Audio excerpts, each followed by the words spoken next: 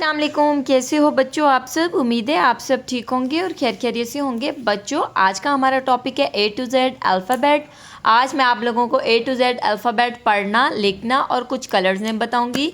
ये देखिए, ये है मेरे पास orange colour, this is a black colour, this is a green colour, this is a red colour, this is a blue colour, this is a green parrot green color, this is a pink color, this is a purple color and this is a yellow color। चलें अब हम पढ़ना start करते हैं अपने सी green colour से।